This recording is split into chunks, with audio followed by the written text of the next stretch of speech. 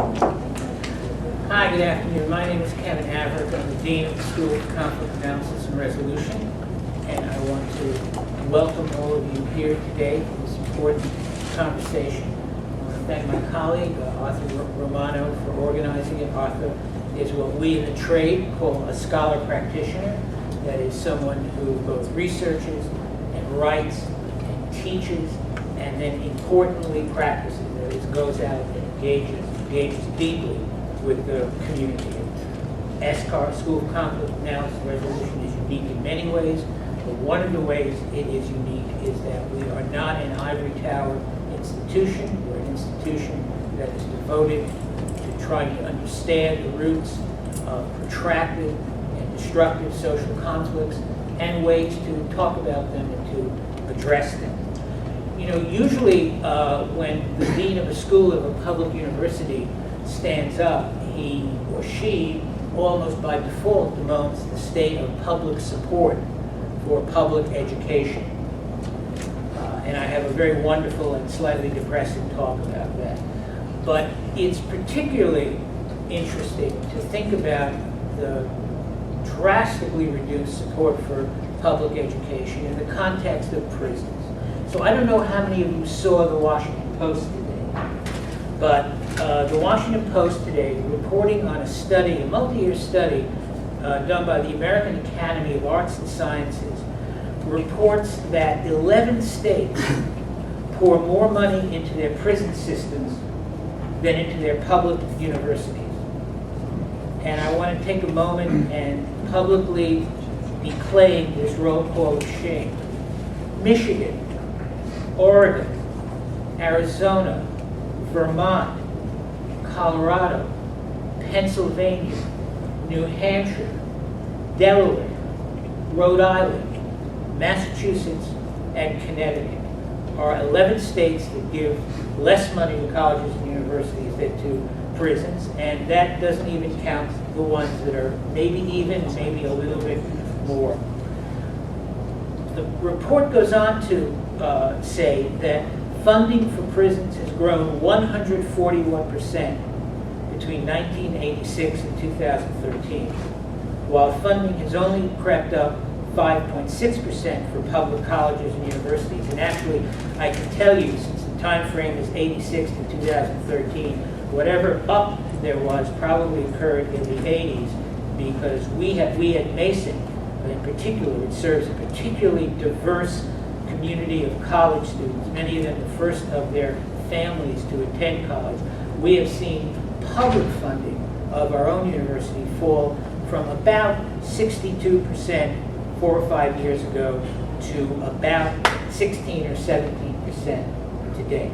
So when, as dean of a public institution, I think about the drastically decreased support for education, it's particularly depressing to think about how that is balanced by the increasingly increased support for building prisons and for incarcerating our citizens. And I think it says a lot about a society that has that set of priorities. And I'll stop here. So thank you, Arthur, and thank you for attending, and I look forward to the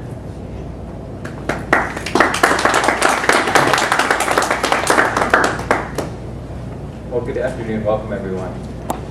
Today, we have, I think, a very timely conversation.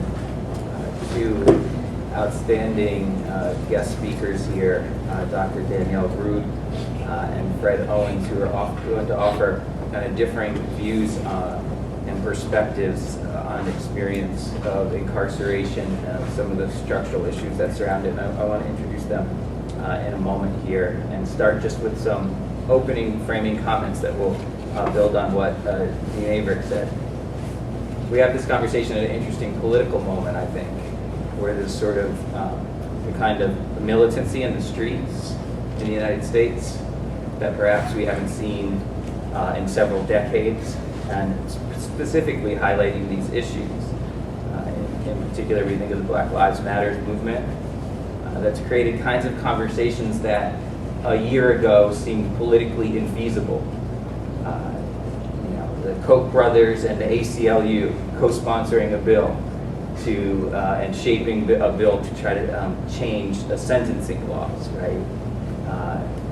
Reignited interest to some degree in prevention and community investment, although quite marginalized. An interest in looking at the prison industrial complex and trying to shrink it. Now, how long that political moment will last and how much interest will be sustained, I think, remains to be seen.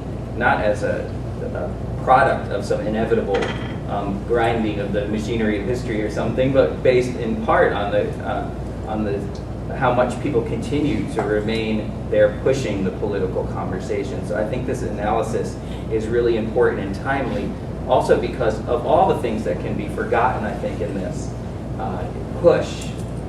Two areas that I see most often left out of the conversation, especially in where it's moving now, is the support of folks who are currently incarcerated. And that was mentioned in terms of education and support. And then what happens to folks when they're released, right? Now this has come up here locally most recently in Mayor Muriel Bowser's conversations, this question of reentry. As it's been noted that a percentage, roughly 10%, of the recent violent crimes this summer, with over 30% spike in violent crime in DC, have been committed by folks who have been released from prison in the last 6 months. Right? And so there's been a variety of different responses, some of which include a higher degree of surveillance, the possibility of more searches that they have put forward of folks who are on probation.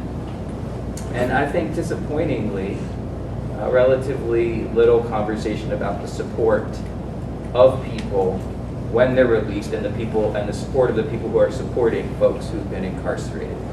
And just in closing with that piece, I think it ties to a wider set of issues. If you're released in Washington, D.C., for example, with this push in gentrification, high expensive housing costs, et cetera, same would be true for Northern Virginia and Southern Maryland, then where are your choices? What are your choices upon release? And I'm really interested, I think, and honored that Fred Owens is going to share some of his experiences. I'll introduce Fred, and then I'll introduce Dr. Roots, and then Fred will lead off in talking about his experiences, and Dr. Roots will follow with that ability to kind of zoom out also and look at this across multiple levels, which I think will be helpful. So Fred Owens is a longtime resident of Washington, D.C., originally born in California, came to D.C. in the 1970s to live with his grandmother, so though not from D.C. originally, deep family roots here. Fred has a daughter who's in the area in D.C. Now, and he is currently in transition for the last year. He was incarcerated, in transition from incarceration and homeless. He's recently got work and is actively in that process he described to me of kind of negotiating this time outside of and in the transition from incarceration. So Fred's going to talk to us about that experience here in a second. Dr. Roots is an associate professor of criminology, law, and society, and also the deputy director of the Center for Advancing Correctional Excellence, ACE, at George Mason. Like the acronym, you won't forget that. With an exclamation. We need to ace this, actually. She received her PhD from the University of California at Irvine. She's an expert in qualitative research, and her methods include ethnographic observation, interviews, focus groups, and she has over 15 years of experience working with corrections agencies, and I think it's quite impressive the wider range of agencies she's worked with, both at the federal, state, and local county levels, including work in prisons, in jails, with probation and parole agencies, and problem-solving courts. And she's recognized for her work examining in particular how social control organizations and their middle management and street-level workers understand, negotiate, and at times resist and influence change. So thank you both for being here, and I'll serve as the timekeeper to some extent. You have about 15 minutes, and I'll give you a 5-minute warning if that's helpful. Fred, please. Sure. All right. Good afternoon, GMU faculty and students, ladies and gentlemen. First, I'd like to give thanks to God for letting me have this opportunity once again to be able to attend this event on this campus. I was here a year ago talking to some students over in the main building, I believe. I also like to thank Claudine for putting together the event, help putting together an event and invite me to this event. It's been said that everyone has a story. I guess I have one to tell you. I got locked up in 2010 for uttering, which is forgery, writing bad checks. I got a year, 10 months in Fairfax, and I got a year in Alexandria. Altogether, I wound up doing 2 years and 10 months. I came home last year, 2014, in June. When I came home, I was homeless, so they set me up in a carpenter's shelter. I stayed in Carpenter's for like 3 months, but during that 3-month period at Carpenter's, I was looking for work. Carpenter has a program where you have to do 8 applications a day, 5 days a week. Now that's kind of hard to do, 8 applications a day, 5 days a week. I didn't know that much about the computer. Now, I was catching heck for about a month or so until I really learned how to cut and paste and do all the other things that the computer can do magically. So I cut it down to at least about 4 hours to do 8 applications a day. It took me exactly 2 months to find a job. And the people that hired me was Target. I've been at Target, it'll be a year and a month. My probation officer said that I did a pretty good job in the 2 months' time, because she said she had people on her caseload that's been on her caseload for a year, 2 years, that hasn't even got a job yet. But during that time, I was frustrated, going through different changes, looking for work, which is hard, because society, when you got a record, don't nobody want to hire you. They put stipulations on you, especially Virginia. You can't get your license unless you pay your fines. Now, people need transportation to go back and forth to work. So that's one thing that I really can't understand why Virginia, I don't know who else does it, what other state that does it, but that's one law that I feel that needs to be changed. For order for an ex-offender, which is an ex-convict like myself, they need to change that law. Going through my transition, I left Carpenter's because I had a little bit of problem, so I went to stay with my daughter. During my stay with my daughter, my probation officer told me at the time that I would have to come back to Virginia. I couldn't be in DC. So she told me to go to the social service in Alexandria and talk to this lady. And this lady put me in New Hope Housing. New Hope Housing helped me a whole lot. Like I said, I was homeless. New Hope Housing helped me to get a place. I've been in a place for just going on a month, in a couple of days, a week. So I have my own place, I have a job, and I'm doing great. I'm doing great. The thing that I would like to touch on is that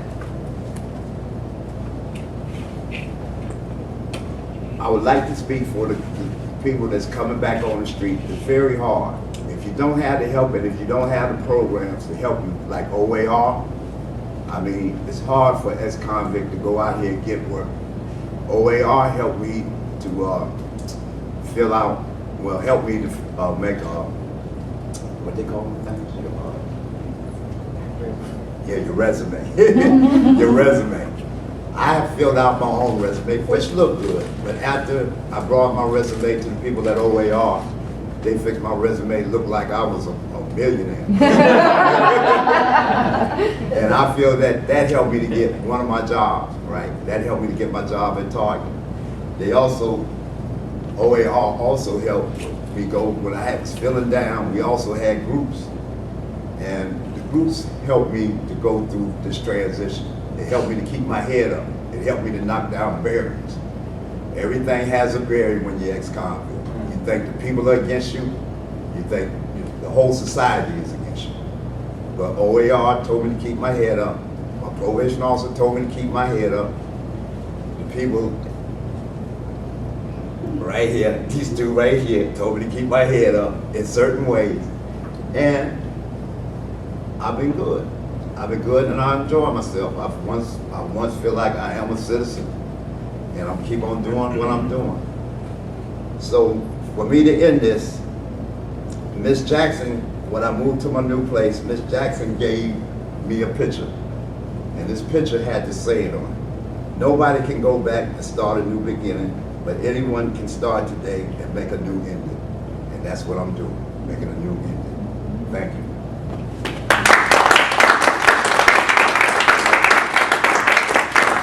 Yeah, I appreciate it, and I know that folks are going to have, I was looking at their faces, a lot of questions. Thank you for such an engaging talk. Appreciate it. Okay. So I think the primary emphasis for me today is on programs, and because my work spans working inside prisons and jails and then also working outside, and I think I'll go back and forth between sort of pre-release and post-release in my remarks. I'm going to try to keep them. I'm a talker, so yeah, I'm going to have to cut me off, but I'll try to keep it short because I really would actually rather talk to you all than hear myself some more. So. The reason let me just give you a quick overview of what happened to me, why I'm interested. I grew up in upstate New York, and as a kid, a little small child, from as long back as I can remember, I used to ask my mother to stop at the jail because I wanted to talk to the people inside, because I thought they were lonely. My mother would, give me the, we are not stopping there speech every time we'd go by the local jail. And it wasn't long after that, when I went into high school, middle school and high school, that my town started growing prisons, as just like we had grown pumpkins and zucchinis and corn prior. Downstate New York started to fill up. Their prisons and jails started to overflow, in fact, and they had nowhere to put their people. And so they came to upstate New York, where family farms were failing, and bought large plots of land to put maximum and medium security prisons all over the place. So those prisons became literally in my backyard, the places that I thought were the most intriguing. And so that's kind of where my story begins. Every one of the gentlemen that I went to high school with, and many of the females I went to high school with, now work in a correctional institution. And so my perspective on who they were and now who they are has changed pretty dramatically. That is an interesting part of the story that I'm happy to talk about. I'm not going to remark about it a lot today, but being institutionalized doesn't just happen to the inmates. It also happens to the correctional officers and the people who work inside the institution. And many of the policies and programs, or lack thereof, spawn from that involvement in the correctional institution. So that's something that I think we can maybe talk about in questions. In terms of programming, my view is a little different, I think, and I don't want it to come off the wrong way. I am in love with programs. I worked in the Mission District in San Francisco for a number of years before going to graduate school. I worked for an organization that you all know well, Goodwill Industries, and my primary job there was vocational training. I taught mostly ex-offenders and people who were going through TANF reform at the time, and the moms who were being kicked off TANF and were being sent back to work, and then drug and alcohol addicts. And my favorite students, and I hate to have favorites, but my favorite students were the ones who'd been to prison. They had the most interesting stories, they needed the most from me, and yet they were probably the least willing to ask for my help. And so that also clouds sort of my own judgment about programs. Programs are really important in prison and external to prison as you re-enter. But the data that we have, and the scholar in me wants to tell you that the data we have on programs is terrible. It's just terrible. One, we seem to only want to measure recidivism, which is just not the only outcome that is important. Whether somebody recommits a crime and goes back to prison is a lot less important to me as to whether their self-esteem improves, as to whether they're able to find a home. Those things matter to me more, and those are things that we often don't measure. The second thing that I think is really bad about programming is not the programs themselves, but it's the fact that we have very little evidence to support the methods or the techniques that we're using inside the programs. So what we have are a lot of really good feel-good programs that we believe make a difference because someone tells us they make a difference, but we don't know over the general population if that program actually has an effect of any kind, no matter what the outcome measure is. because we as scholars have not been good about studying them. So I sit on a consultant group for crimesolutions.gov, which is a Obama-funded initiative to try to get people to understand what works. And we get, every few months, I get a program delivered to me in my email box that says, hey, will you review this program? We went through an intensive training to learn how to review them. It's a score sheet that we fill out based on the program, and almost every time in the adult and the juvenile side, in prison and post-release in probation or parole, I score the programs as promising or not working. And the reason I do that is not because the program may not be great, it's because the data that we have collected on the program is terrible. So the researcher will go in and interview 2 people, or the scholar will only have 1 outcome measure, or they'll only have a post-test but no pre-test, or they won't randomize the groups so that you don't know if the effect came from the program or if it just came from the fact that they had a really great counselor or a really great person working with them. So it's very difficult to tell if those programs work. The problem, and the thing that the Obama administration was trying to get at with crimesolutions.gov, and the problem with programming both in prison or jail and post-release, is that many of those programs are money well spent and we don't know it. And many of them, we are throwing the very precious resources that we have into a pool that may be helping 1 of the 20 people we're serving, because they're not specified according to who we should be providing those programs to, what the dosage should be of those programs, how long someone should spend engaging in a particular activity within those programs. Those are things that we just don't know very well. So if you're interested, crimesolutions.gov, if you don't know it already, is a great resource to just go. It's basically like a file cabinet. You're looking for a program on X, you open the drawer, you see what's in there, tells you whether or not something is supported by the research literature. But my caveat is that we just don't know what works. And so some of those things in the not promising or don't work drawer could easily be working, and we just haven't studied them properly. In terms of understanding prisoner reentry, this is a story that you know already, but the story for me starts long before they're released from custody. It starts from the day that they're sentenced. And that is not when our prisoner reentry programs begin. For most institutional environments, they start somewhere around 6 weeks, maybe 6 months, depending on what institution you're in. So the work that I'm currently doing with my grad student, Shannon Magnuson, who's in my program in Pennsylvania, the Pennsylvania Department of Corrections has asked us to do a study. They've given us access to all 25 prisons in the state. They've told us to do 6 as our pilot sites, so they've given us a wide variety. Some medium, some maximum, some relatively low-level security facilities, both male and female institutions. And we are interviewing and surveying both correctional officers, actually both staff, I should say, and inmates at every level. So we interview and survey staff members who work in the kitchen, all the way up to the warden or secretary or superintendent of an institution. On the inmate side, we're using statistical sampling, HLM, the hierarchical linear modeling, as our sampling guide. And so we choose inmates in a strange way in their housing units so that we get representation from pretty much everybody. We even go to the secured housing units when we can get access to them. They're on our random sample list, and we interview them behind the cage, or if we can get them to come out, we interview them there. The idea is to try to understand what it's like to live and work in a facility, and the stories that we hear from them are remarkable in terms of what they're not getting in terms of programming, and then what they are getting. The stories of hope, the stories of survival are really powerful for us, I think. Shannon and I often have to debrief in the car on the way home. Sometimes I'm a little teary. Shannon's much tougher than I am, but about the things that we're hearing, tough life. But the thing I thought most related to our topic today was about the lifers, which is a conversation that you don't often have about programs. And I thought maybe I'd just bring it up because it's my own personal mission in life. So we have a strange sample. Because we're interested in culture and climate inside prison, we have sampled people who've been in the particular facility where we're visiting for at least a year, because we really don't think they should comment on the culture or climate until they've been in there long enough to really have experienced it.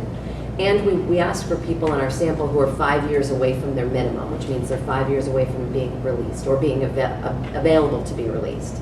The reason we do that is because we have a longitudinal study, and we're going to study them 3 times over the next few years, and we want to make sure they haven't been released in the 3 years if we can help it. What happened inadvertently was we ended up with a large population of lifers in our sample. In the United States, the average sentence length for inmates across the United States is 28 months.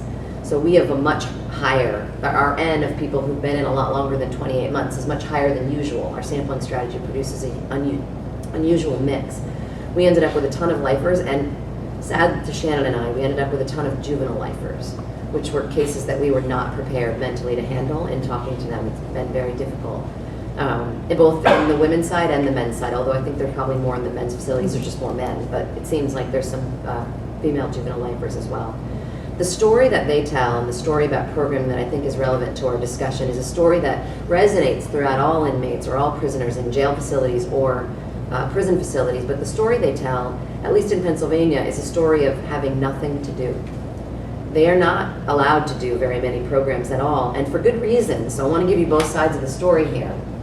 The story about reentry is that programs should benefit you when you're getting ready to leave. You're about to go home, so we should give you something to help you prepare to go home. So those programs are reserved for inmates that are short-termers, inmates who will actually use those skills or services when they're released. A lifer has no chance. Most of these are life without the possibility of parole. So they're not getting out, and if they do, they'll be very old when they get out. So is it important that they get at age 25, they've been in for 7 years, and they're not getting out until they're well into their 70s? Is it important that they get drug and alcohol counseling? Is it important that they get to go to a therapeutic community? Is it important that they get to work? Which is something that I didn't expect. I have this sort of Shawshank Redemption view of what lifers do in prison, and they worked, right? They did put stuff on a tin roof, like they were working. I thought that was what was going to happen, and what we find in a Pennsylvania system is that the lifers get very little opportunity to work because they won't need or use those skills. So when they say those things to me, won't use or need those skills, to me, life doesn't mean just life, it means lost life. The entire life is thrown away because they've been sent behind bars. Their experience is meaningless. They don't do anything. They spend 24 hours a day sitting in their cells, watching television if they're able to purchase cable or have a TV that they buy themselves. They don't have any access to anything else. They have limited access to books.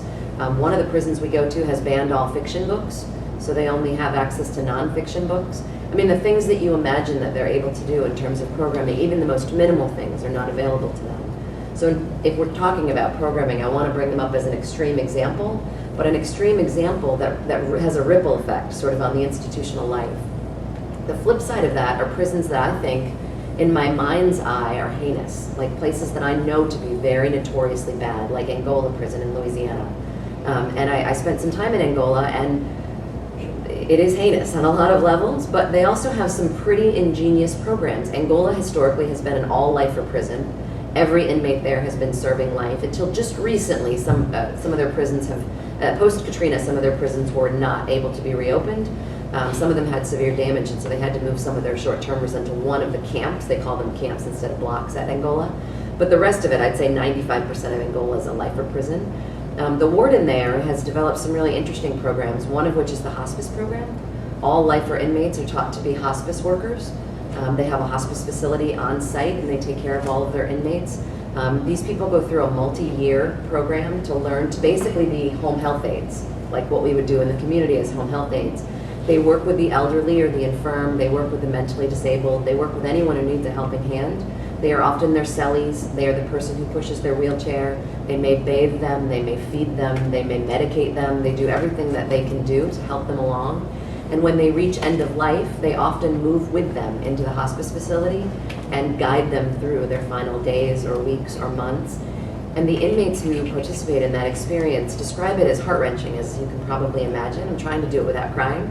But it's a super experience for them because they feel like they finally are giving back in a way that they probably have never done before. And in fact, many of them have taken lives, and now they're giving back to someone's final days of their lives. They also have a great theology program where the inmates work for years and years on their own theology classes and learning to become almost like mini preachers, but without the pulpit. They don't stand up and give the sermon, but they walk that walk day to day. And they're given a series of mentees, and they basically run the camps for the correctional officers. Their incidence of violence at Angola is now less than 1 per year. Assault on inmate to inmate or assault on inmate to staff. And it's in part due to the fact that lifers have something to do. They're given a purpose, and they feel like there's a reason for them to be there. And the message about programming that I think you can get from Angola, and don't get me wrong, there's plenty wrong with Angola, and I can go there too. But there's some really great stuff going on there that's a great model for understanding how inmates, and not just lifers, I'm preaching the lifer story because I'm a sociologist and in training, and I always go for the underdog, and they feel like the underest of dogs, and so I go for them. But your average run-of-the-mill inmate who spends a couple of years in jail or a couple of years in prison needs to feel purpose too. And there are so many ways to do that without costing anything, which is something that came up in Arthur's precursor to our day about how much we spend, and the deans as well, how much we spend on incarceration as opposed to education. We can do more of that. It doesn't have to cost us a lot. I think it costs us a lot more by not doing it. But that's my 15 minutes. That is well done. Thank you. So I think I was going to initially ask some questions right off the bat, but I think we'll take some from you all first, and I'll save them for a little bit later. And I think we'll take 2 or 3 questions at a time, and then let folks respond up here to that. So really helpful, I think, to hear 2 quite different perspectives on a similar experience. Yes. Well, since we heard so much about programs, I was hoping to hear from Fred what programs you were available or whether or not you participated in them while you were incarcerated. Well, being that I had such a short sentence and that my custody level was low, I was on work camps. I was first, I forgot the name of one of them, but I was one of the biggest prisons in Virginia, Greenville, work camp. So I used to go out to Greenville to the farm and work on the farm. And as far as programs, there wasn't no program. The only thing that they had was reentry program. And as far as a reentry program, I didn't even really do the reentry program. What I did do was took a test, an aptitude test, which is required now for when, matter of fact, you can use a certificate for when you're looking for a job. You know, you can hand it to your employer, and that's about it as far as program. I should note that you read the statistics in different places, so it's hard to know what the exact number is, Yeah. but it's definitely less than 10% of all inmates in the U.S. get access to any programs at all during the time that they're incarcerated. But right now, it's required for them to go in Virginia. It's required for them to do The reentry. Reentry program. Because just before I left, the reentry program just had kicked in. But being that I was like a little bit too short, the only thing I had to do was do the well, I guess you would call it assessment or something like that. Right. Sorry, just to follow up, I guess I'm curious if there are any programs you wish were there, either while you were frustrated or when you were released. I know years and years ago they had programs in Virginia where you had a masonry program, you had the welding program, you know, you had barber, you could be a barber, get your barber's license and stuff like that. I believe they still have it, but I don't know because it's in the major prisons. The majority is in the major prison. Now, if you go to your work camps, you don't have no programs. All you do is go to work, come back home, eat, and go to sleep, and go to work the next day. So, I mean, that's low custody. Now, like she said, the lifers or guys that got like 15, 16, 10, 5 years, they can get those type of programs, you know. But if you're short time, they're going to try to work, you know, they'll work. Thank you. We have plenty of time here, so we can take a couple more. Let's take a few questions in a row. Hi, I have volunteered for many years now in the Arlington jail, and I think a lot about what can be done when they get released, because it's always housing, it's always work. And a lot of people come back because they just simply have no roof over their head. So I would understand that, especially when it gets cold. But more I would like to hear from you what one can do educating the public.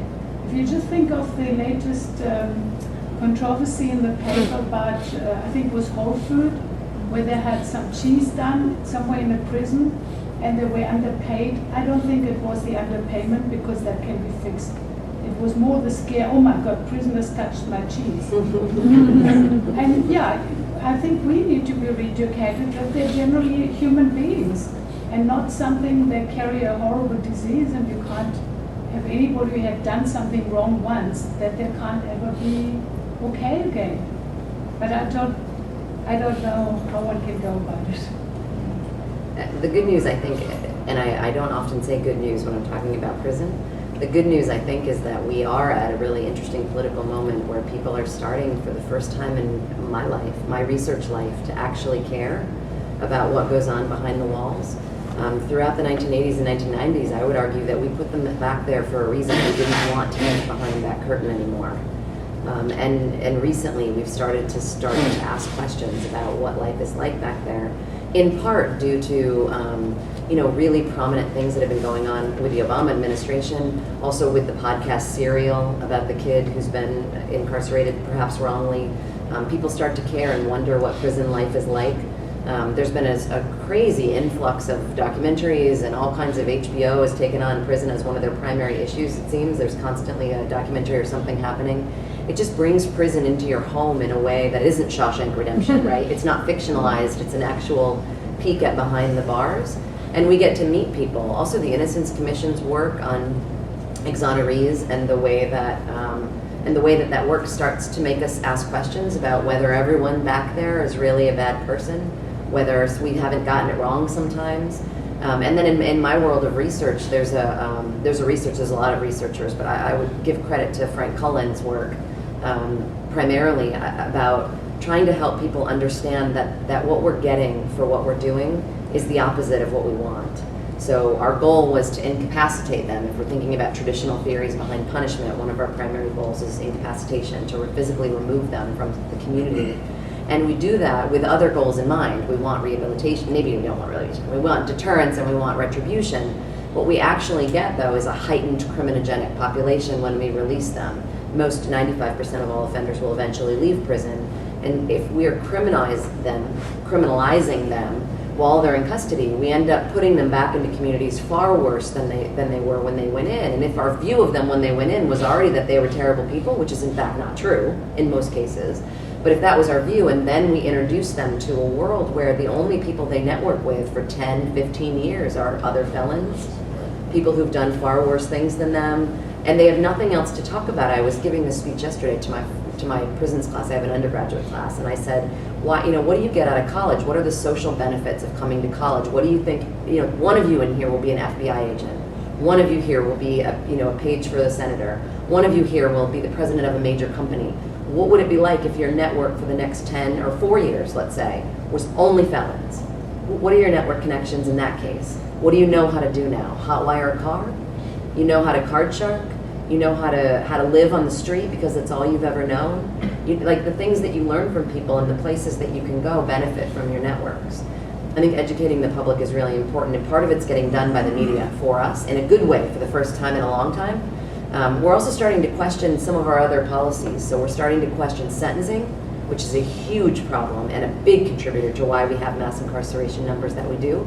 And we're starting to question police. Who and why are we arresting, and under what circumstances does that crime deserve that treatment?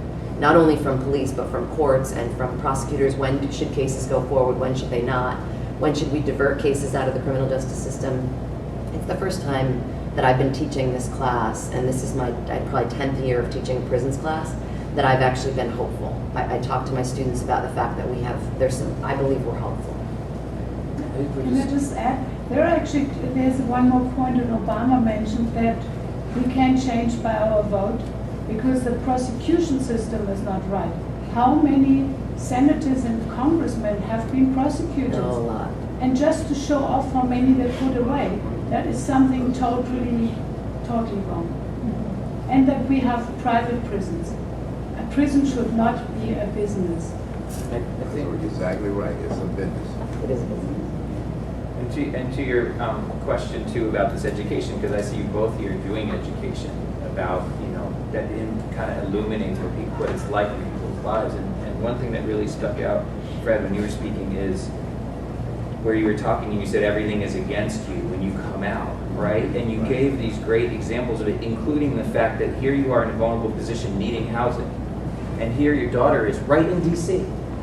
but the laws dictate, right, that you can't cross the state lines, right? And a problem that we've dealt with in other areas, even transportation and stuff, where we have to kind of sync our governmental structures to make it work, and yet we don't make it work at a moment when someone is so vulnerable. But that's, I think, in part of this education, only part of the story and what I heard from you, in the sense that you also are telling a story about dreaming and reaching and surviving and navigating that at the same time. You know, I heard both of those things. And to me, that seems important in terms of educating folks. You know, that it's not, you know, you kind of are pointing out, I think, both, right? That there's a reaching, like you're trying to make moves in that context, right? And think about what's next for you, and you're facing all this stuff. Do you find that when you have a chance to talk to folks who don't know people who've been incarcerated in a situation like this, do you find that folks are, you know, surprised, or what are the kinds of reactions that you have when you talk about your own experiences in relation to this?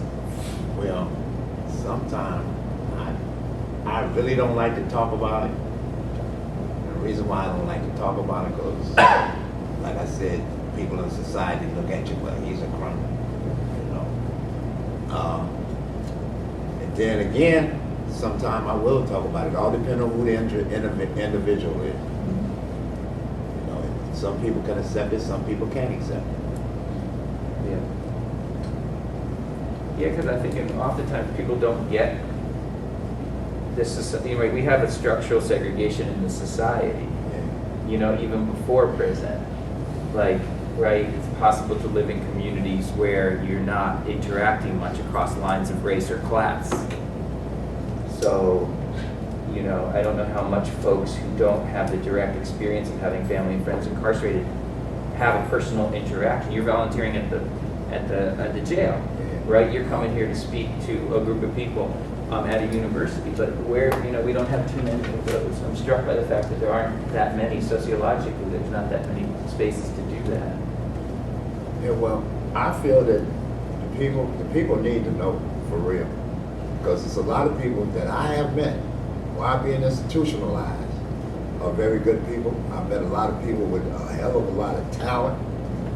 I mean, from artistry, playing music. I mean, you'd be surprised. And a lot of them want to do the right thing, such as myself.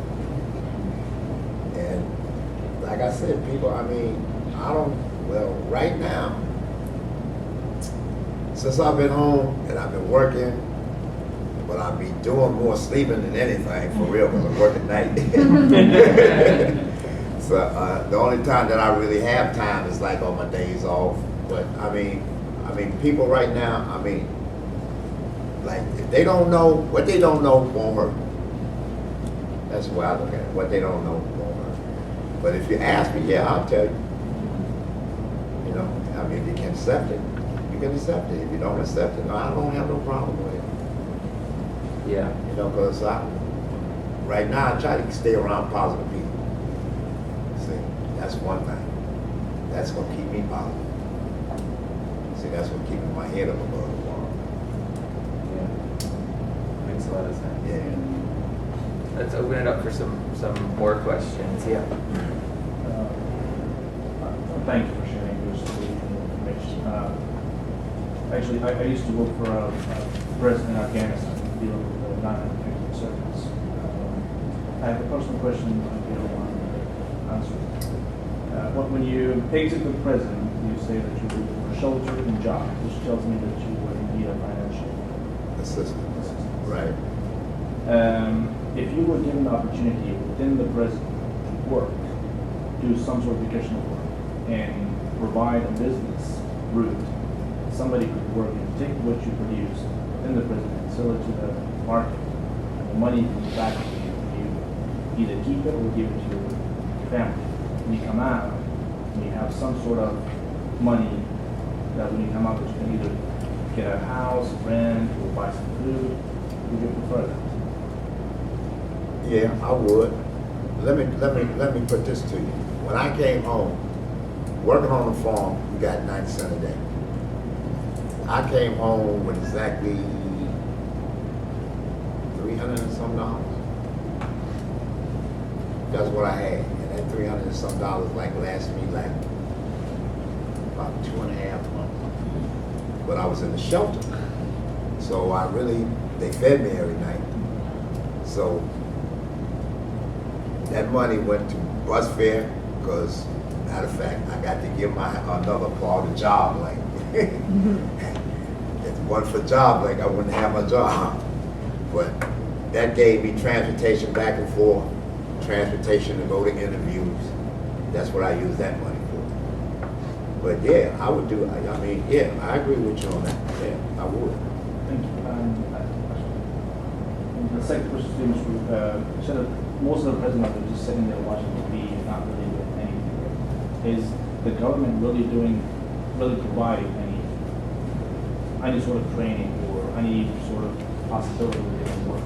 Like when we had, when I was working in Afghanistan, we engaged them in something so they could produce something like cartridge, welding, like you mentioned. Then we had specific people that they would take that product and sell it, bring the money back to either them or the family, because some families, like if you were the head of the family and you have little kids, and if you're not providing, you're the president, what are they going to do? Sit by the street and back people to get money from?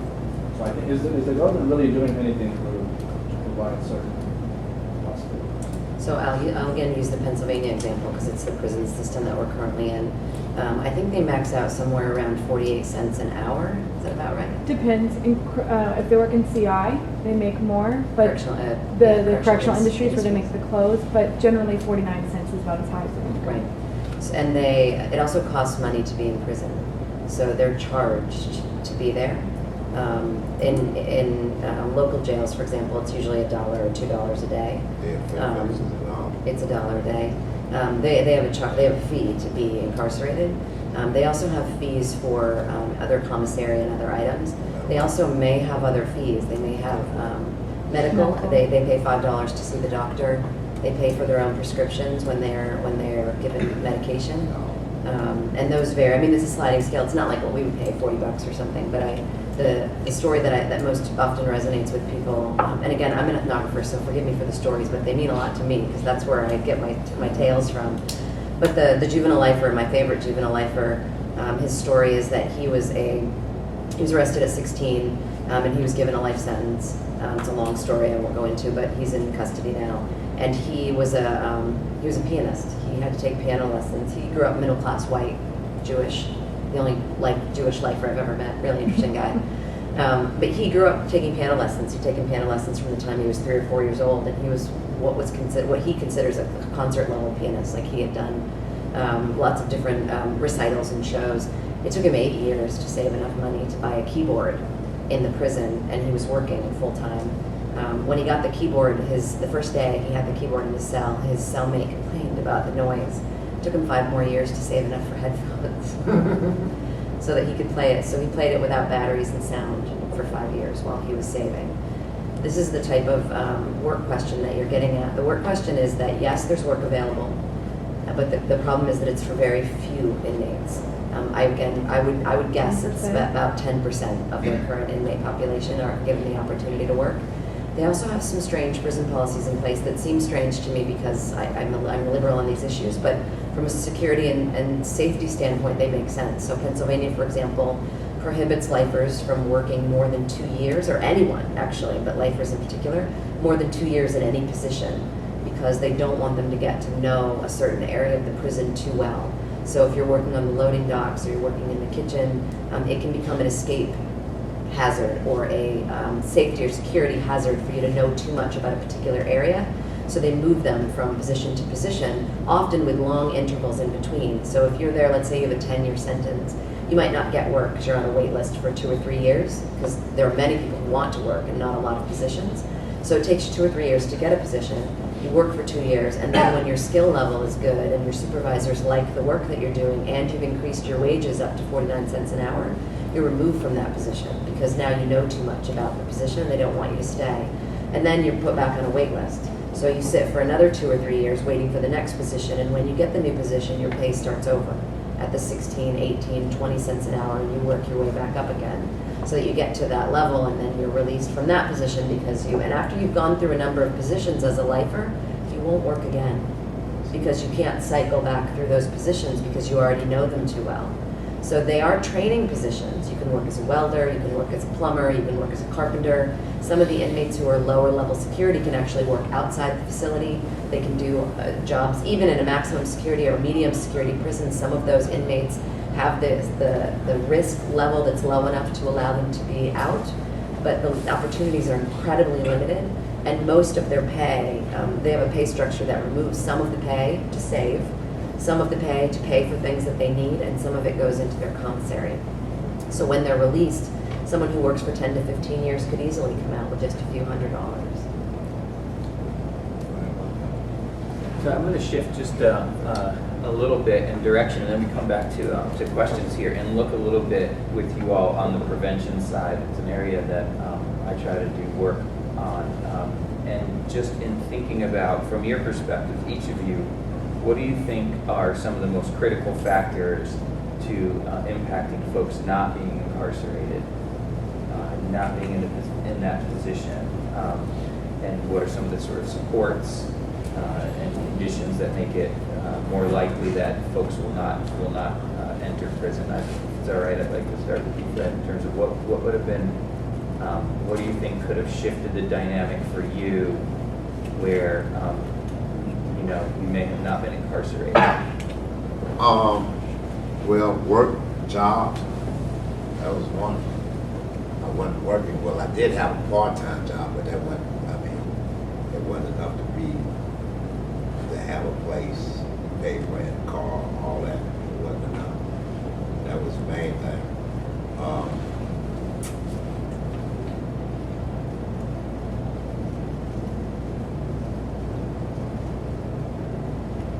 Jobs. I can't say education because I'm very educated, so. But that can be one thing because there's a lot of people that's locked up that's not educated. So education is a main thing because I met a lot of people that's very illiterate in prison. Whenever somebody come and ask you to write a letter to their wife or something like that,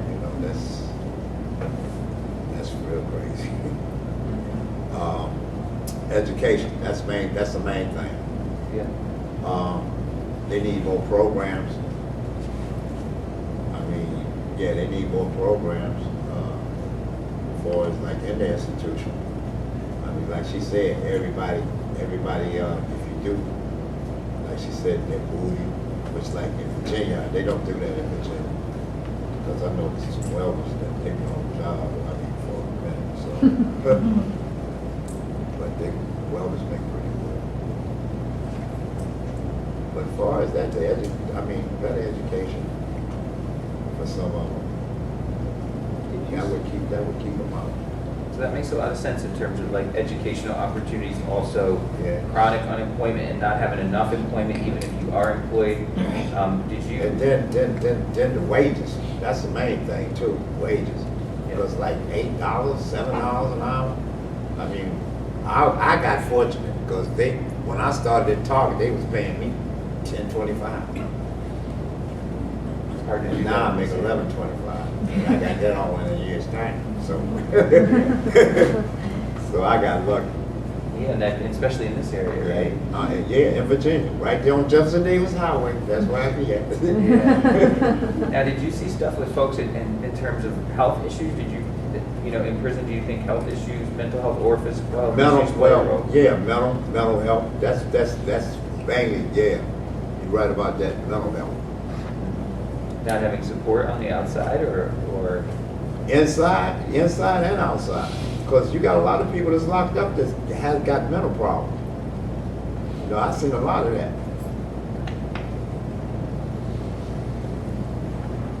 Yeah, mental health is definitely an issue. And then a lot of people that's locked up, they shouldn't have been sent to prison. They should have been sent to a mental health facility.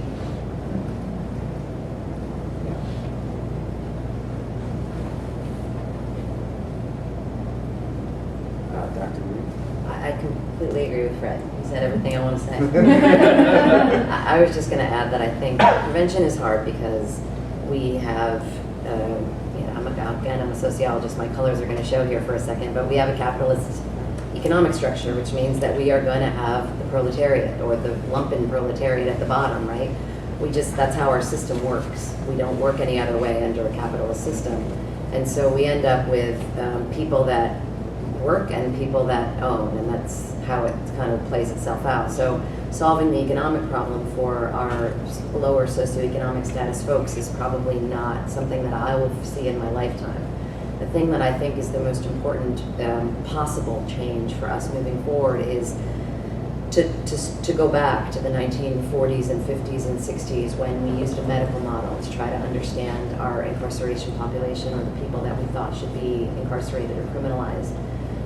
We had a strong mental health system once in our country where those people were not placed in prison. They were placed in therapy, in group homes, or before that we kept them in our own home and didn't let anyone see them, right? That's not where I'm suggesting we go back to. But I'm saying that there's a different way of looking at the largest group of our population in prison are people with drug and alcohol substance abuse, people with mental illness, and people with severe trauma. Those are three of the sort of defining factors of many of the people that are in our institutions, and some of it comes from socioeconomic status. Some of it comes from other things, just where they happen to live, and it may not be related to income, it may be related to something else.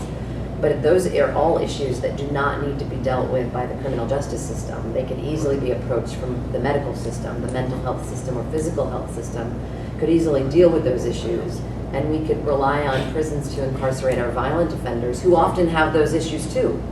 But it would be easier to treat them in custody. If we thought about custody as a place where we actually correct, if we went back to our idea of corrections as a place of rehabilitation, and we thought about it as a house of corrections as opposed to a penitentiary, a place where they do penance, I think we would be in a much better place. And it doesn't mean that we need to close all of our prisons. There are some folks who won't benefit from that treatment, and they are not safe to be let out either for themselves or for others.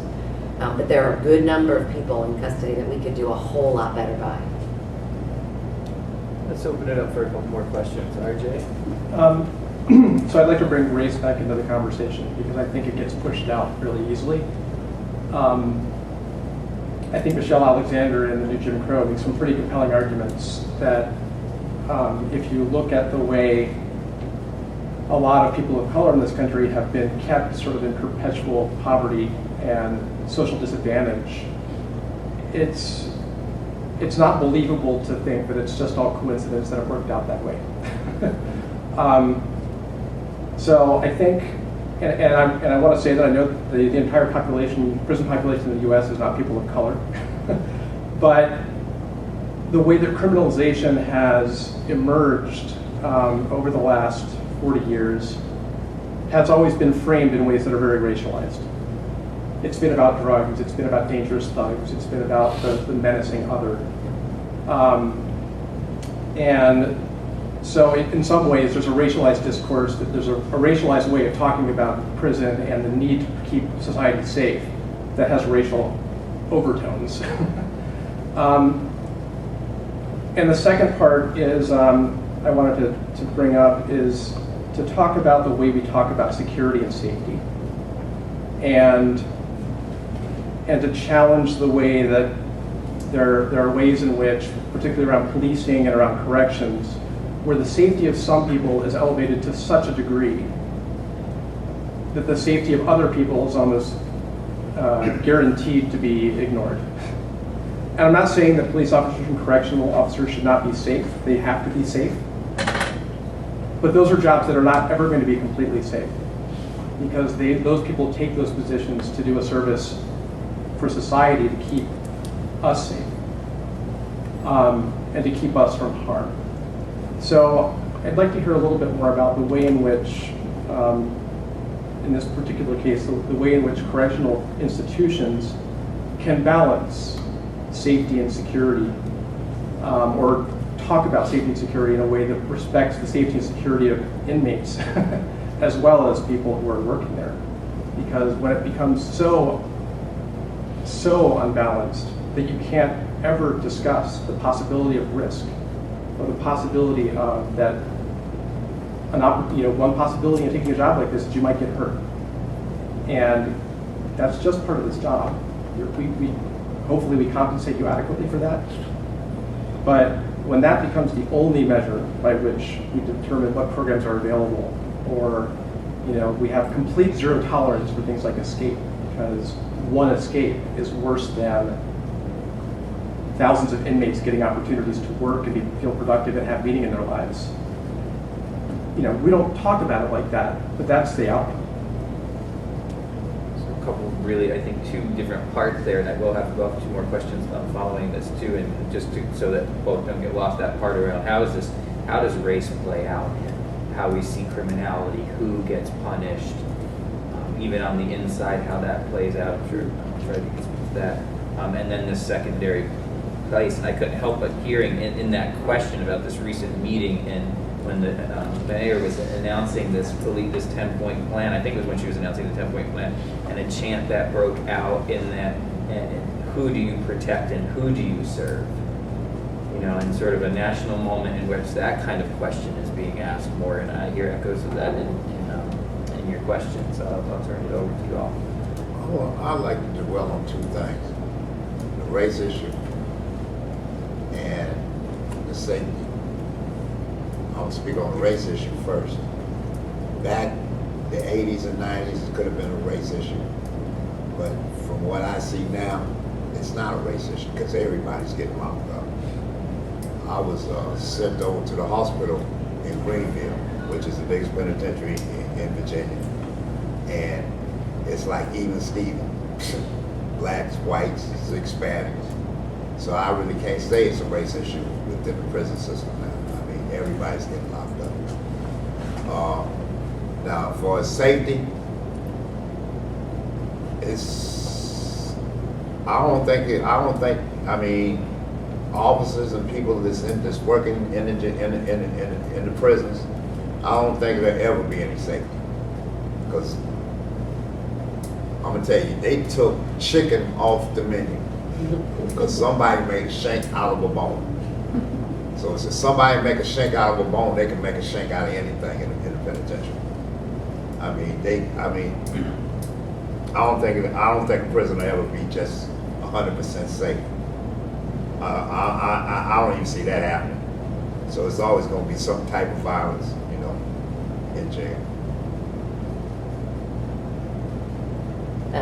The students in my class haven't started yet, but they will read Michelle Alexander's book this semester. I've never assigned it to undergrads before. I usually assign it to my graduate students if I teach a prison class or a reentry class. It's a little intense for them because it's a lot. I don't know if you've read the new Jim Crow, but it's a lot for them. So I'll have to get back to you on what they think about that. In terms of race in prison, I also agree with Fred on this issue. Our study is not specifically about race, so we aren't asking questions directly related to race. Disproportionately, it is true that there are more people, non-white folks, non-white, non-Asian folks in prison than there are groups that are white. But in terms of race, it doesn't often come up in our conversations with inmates or with staff, to be honest with you. There are a couple of inmates that I can think about recently that talked about when they first got to prison, I think they maybe wrongly or not had this belief that they needed to try to find some of their own kind, so to speak, to be friends with. But your cellmate is often whoever you get given. And over time, that seems to break, the barriers in that seem to break down. So at both of the people I'm thinking of, and again, I haven't analyzed the data, so I'm just off the top of my head, both of the inmates I'm thinking of were not there that long, just a couple of years into a longer term sentence. And so they were a little bit eccentric in that way. I'm not sure that race, in California where I did work prior to this, when I was at the University of California, Irvine, race was a big issue. Because a lot of the gangs were racialized in Southern and Northern California both. So in Southern California, while I was working at a prison, not the day I was there, but a different day, there was a stabbing, and it related to a gang issue that was ongoing. California was in court about its segregated housing based on race, and they lost that case, and then later decided to continue segregation based on gang membership, because you can't put rival gang members in the same housing unit and expect it's going to go well, right? If they've been rivaling outside, they're going to rival inside, and it means everybody's less safe. So those issues did come up there, maybe more frequently than I'm seeing in Pennsylvania. I can say about safety and security, though, that we find, and I think oddly, I think Shannon and I have both talked about this, that the bulk of the people in the institutions where we're doing our work, and these are not like, Betty Crocker kind of friendly institutions, they feel safe. The inmates and the staff overwhelmingly say that they feel safe in their environment, which is not what we expected to hear. And it's a testament to their sort of policies and their procedures. You are right, though, that it is, and it's not just the staff. The staff, it's not at the expense of the inmates that the staff feels safe. The inmates themselves, the prisoners themselves, are saying that they feel safe in the environment. The problem is, and it gets to your second part of your question, is that when you bean count in the way that we bean count risk, and we are very risk averse as a society in general, and particularly behind bars, when you bean count to that level, you eliminate lots of opportunities. One, you eliminate chicken, which is a problem, right? In the female institution, the day before we were there, one of our visits, they had eliminated forks. They were using only plastic silverware for a decade, and they decided altogether to get rid of forks and knives, so the women had to eat spaghetti with spoons the day prior to our arrival. And that was a big topic of their conversation because they were having a very difficult time eating their food, rightfully so. Many of them just used their fingers to eat them, but they felt like heathens. And they felt, I don't know, at least a couple of them felt degraded by that experience, right? That I'm not even safe enough to use a plastic fork. Like, there's a point at which this is like embarrassing to me. I don't know how to operate if I can't even have a plastic fork. And it seems totally mundane again, but to their experience, our study is also about legitimacy and procedural justice, whether or not they feel like the policies and procedures make sense to them. And overwhelmingly, they think yes, if safety is the goal, the policies and procedures make sense to us. But when I ask them if rehabilitation is the goal, do the policies and procedures make sense? It's a resounding no. They do not make sense. Because if you're trying to get me up to be a better person, if you're trying to help me, these policies and procedures are debilitating. But if you're trying to keep me safe, absolutely, I'm safe. I haven't been assaulted. I don't fear for my life. Staff, I mean, most of the time, the staff against staff is the larger problem in these institutions. I'm going to take these last three questions. I also just wanted to briefly respond in a sort of kind of different vein, and slide off the moderator hat for a moment and just on the issue of race. I think, from my perspective, the data is overwhelming that we have a racialized poverty in the United States, right, and a racialized sense of threat. Stemming back from the earliest days of slavery right through to now. I think what Michelle Alexander's book does, for me, is push a question, because I consider myself sort of an anti-conspiracy theorist. It's the kind of, that's my, influence of sociology for me, but does push the question around how much of a lack of concern and a generating a particular policy has been with the black body in mind around safety, and that is, and she looking particularly at the start of Reagan era, right, changes in the Reagan era, but that went straight through the Clinton administration and all of that time period, and I think that's part of what Black Lives Matter has highlighted as one of the central pieces is around getting people to question how much we think of these children as our children, more on a national platform. Do we think of children of color as our kids, and do we take their safety as seriously, and who do we perceive as threat and when, right, more widely. So I think there is a strongly, from my perspective, a strongly racialized component that is a few hundred years in the making, and I think the class dynamics also play out, in addition to that. So we'll let that sit, probably more overlap than we realize, and let that sit kind of unresolved, because that's part of a larger conversation. So there's 3 hands up. The only way to do this with the time left is to do something I've been trying to do the whole time, but unsuccessfully, is to take all 3 questions.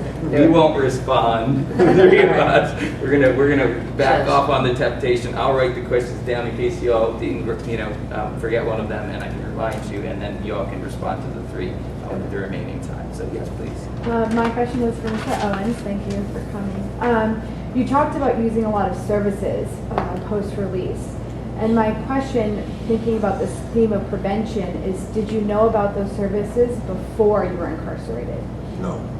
And so maybe the discussion here, right, about educating the community is why does it take incarceration to educate you that those services exist? What could you have done prior that you didn't do until you were incarcerated? Why? Say that again, why? What could you have done before you had gone to jail that you did later, right? You said you were only employed part-time. Oh, okay, yeah, what I could have done, Would you have Those acted? services could have been yeah, helpful to you they could have been. prior to Yeah, that. prior to that, they could have been, because I didn't know nothing about no job, like, well, really, I was over in DC, because DC does not have no, as far as I know, they don't have no programs like that. But Virginia has Job Link, and they have the Arlington, what is that over off of, it's just like Job Link, the employment center. They have an OAR, Yeah. don't they? Is there an OAR? Yeah, and OAR, yeah. That's the one I was at. Oh, what? Across the street from the jail. Yeah, Arlington jail. So, I mean, they don't have the type of programs in the DC, the metropolitan area, DC. So, I mean, Job Link, OAR, I mean, they did a lot for me. And I got to applaud them. And New Hope, New Hope House. I got to applaud them too. Thank you. We got two more questions over here. Yes, please. Hi. I don't know, you may be able to write them down. I have a few questions, but one in particular was in response to your questions because I wanted to kind of gear my questions toward both you, Mr. Owens, and Dr. Ruth. It seems like there's a lack of cultural competence, especially in regards to some of the responses between, correction officers, police officers, and, some of the recent events that's happened as of late. So is there any intensive diversity trainings for correctional officers in, institutions, prisons, and jails, and just those who have street type questions? But, so that was one question, and then another was for supports.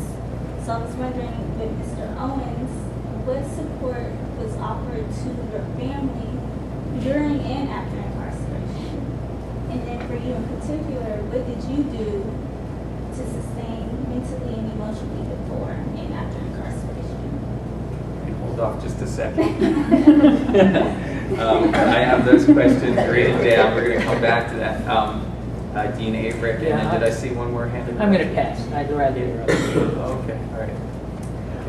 My question is, what does it take to get a new program in a prison? Okay, good. So now I can turn it all over to you, and you have just about 5 minutes. You go first. Now the question you asked, the support of the family wasn't none. Wasn't no support for the family. The only support they had was me. I supported the family, which was my daughter. But my daughter's kind of, well, I can't say she was well because she was going through a phase. She was going through a type of phase, but she stuck. You know how she's strong. She's stuck. She's hard. What was the other question? About your mental and emotional sustainment. So what did you do to kind of keep positive while you were, incarcerated and after? Well, when I was incarcerated, the main thing to keep me was positive was work. It was work. That maybe helped to keep your mind off of it. Help me keep mine off the things. Helping, and matter of fact, I became, let me see, what's my name on my office? I read books. That's another thing. That kept my mind strong. Read. Thank you. You're welcome. Both those things that kind of shift in a way, shift your focus off the environment in some ways, right? Like work gets you a little change of, get the change of environment to some extent. Yeah, see, well, actually, while I was on this work camp, the farm was like a 20-minute ride outside the prison. So, know, I get to see outside. Yeah. So I know what the cars that's like. Greenville sitting way back. I mean, all Virginia prisons. I don't know where they find these places to build these prisons, but every time they build a prison, there's a hole, and they find a hole around trees. I mean, they build them in the middle of the forest. And then you got to come out, to see the rest of the world. But all the prisons that I have been to in Virginia, they're back in a cut somewhere. They're back up in trees. But coming out, being able to see society every day and read, that's what kept me, that's what kept me mentally stable, and writing letters. I'm just going to hit a couple that I think I might have a good response for. One, the lack of cultural competence training. I would argue the lack of training in general. I mean, we have correctional facilities, correctional departments of correction in the United States who offer no training at all. You get the job, and the next day you show up at prison and you start work. We have some that offer a week, 2 weeks worth of training, some that offer a month, 2 months, 3 months worth of training. It varies from state to state, up to 6 months. Some of them have an apprenticeship year where you're a year sort of on probation while you're training. Some have none of that at all. Very different. And I've attended a correctional training academy. I just picked and choose classes that I thought were relevant to the work I was currently doing, but one of them was the diversity training, and it was horrific, just horrific. And to say that, not only to say that because really, like, I don't think we do a great job at Mason in our cultural competency training, but we do something. This was really just someone saying, you know, there's different races and cultures, and let's just answer these 6 questions and then we can all go home. It was kind of like that was the training. That said, though, it was one of, you know, maybe 100 hours of service training that they needed to do, and they needed to learn a lot of stuff, and so they were prioritizing in a way that they thought was the most appropriate. They also take for granted some of their assumptions about what people know or understand are wrong, frankly. So that is a whole other issue. The other one about new programs in prison, it would depend on your area, and part of this stems from something else I was going to say, but to get a new program in prison, you would have to have a warden or a secretary or a superintendent who was interested in that program. You probably, in this day and age, would have to show some level of results. The results could be, you know, the word I was thinking of was crappily, sorry, not great collected data, maybe, not great and not well analyzed data. But you'd have to show that there was some sort of effect. That I think in today's day and age, warden secretaries would want to show that your program was valuable in some way, and they like to be able to highlight that in their annual report. But there are prisons like San Quentin Prison in California, in the height of the Bay Area's very liberal social agenda, with over 1,000 volunteers at any given time volunteering to do different programs inside the prison. Those inmates are well serviced in terms of programs. In the prisons that we go to, there's just a handful of programs. And there are lots of problems with programs too. If there's a lockdown, the program doesn't occur that day. If the instructor is sick, they miss that day's worth of training. There are no makeup days. So you may be taking a 5-week class where your instructor's sick for 2 days every week, and you don't get those classes back. They're just gone. Nobody subs. If inmates get into a fight in the class can be canceled at any time. If the count line is late getting done with their lunch cycle or whatever it is, and you don't get to class until 15 minutes before class ends, you get 15 minutes of class that day. So programming isn't the only answer, right? There's lots of other institutional problems that prevent programming from being appropriately distributed or available. The other thing I want to say, and this is not something that we brought up today, but something you just want to think about, I think, is that victims have a huge play in what's available inside of our prison environment, and they often don't want programs. We tie our policies and our laws often around our own standards of morality, what we think is right and wrong. And victims do not want, and often, in a lot of cases, offenders to receive programs because they've been hurt by them. It's like a retaliatory or a I hurt and I need justice response. And I by no means do I mean it isn't a rightful response. It simply means that in many occasions where we would offer more to our populations inside custody facilities, we often can't because communities are very vocal about what they want available. I'll just give you a quick example from Angola. Angola prison is a fully 100%, or till recently 100% sustainable prison. They grow every food product that they feed to their prisoners on 20,000 acres that the prison owns. The inmates work the land and they provide all of the fruits, vegetables, meats, everything that they eat, dairy products come from their own land.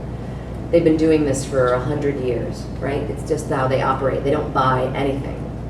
They can, they preserve, they dry, they do everything that you can think of, and the inmates all participate in that experience. Within the last 10 years, the community realized that the grade of cattle that they were growing, I want to say, raising for meat purposes was better than the quality of meat available to most of the residents of that community, and the community had a huge media push to get them to stop using that meat. The inmates were eating steak. So on the day that we visited, for example, it was okra season. They eat okra breakfast, lunch, and dinner during okra season because that's what they're harvesting, right? So it's fried okra for breakfast, and it's gumbo for lunch, and it's fried okra and seasoned steamed okra for dinner. Like that's what they get, right? Well, during the time when they produce meat, which is when they're slaughtering their cattle, which the inmates do too. They don't hire that out. The inmates have learned to slaughter cattle. They get steak. They get roast beef. They get pork if they're slaughtering their pigs. They get bacon. They get whatever's available. They use the meat entirely. Everything is. They get jerky for a while. They get everything. Well, the community found out and was outraged because the inmates were eating steak. So now the prison is forced to sell its steak to the community, and they use that money to give back to the prison programs. But the inmates are forced to eat ground chuck. That's all that's available to them now. So their cows are raised to sell, and they have to buy low-grade quality meat, like a surplus kind of meat, which is what we mostly get in Pennsylvania and Virginia prisons, because the community was outraged. So it's a good example that I think resonated with me when I was visiting Angola about just how a prison can sort of mind its own business and do its work for 100 years. And then community members, victims or otherwise, can get a hold of something in a rightful way. And I don't mean this negative toward victims groups, because you can absolutely see where they're coming from. But at the same time, you can see where a prison has a right to be sustainable. If the inmates are growing and raising the cattle and slaughtering them themselves, perhaps they have the right to eat them. Yeah, from 2011 to 2013, the whole menu in the Virginia system changed. Mm-hmm, big time. Yeah, big time. Yeah, I mean, it's pretty low grade. They got this type of meat look like a brake pad, and I mean it's nasty. It's mostly soy. Soy. Yeah, it's and mostly if you don't have canteen, you're gonna starve. Yeah. You will starve. So I think I'm going to just bring it to a close and offer just a quick reflection and a thank you.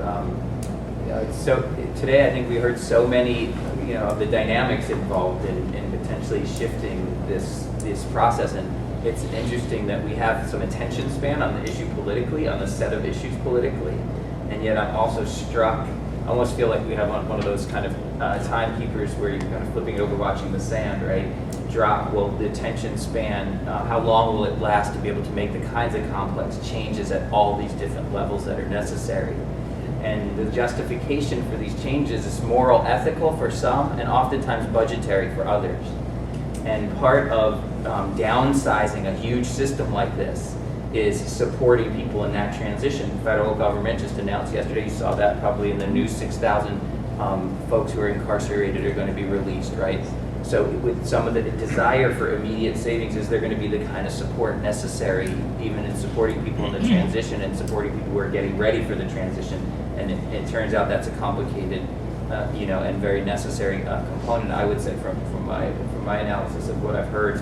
And I thought that Fred offered us just a kind of a very important sort of window into how delicate that time is as well. In the best case scenario, right, where you're able to get work, And I just want to phrase on where is the 6,000 jobs going to be at? Mm-hmm. Yeah, Absolutely. 6,000 that's the jobs. main We're thing. talking It's about the jobs, the work.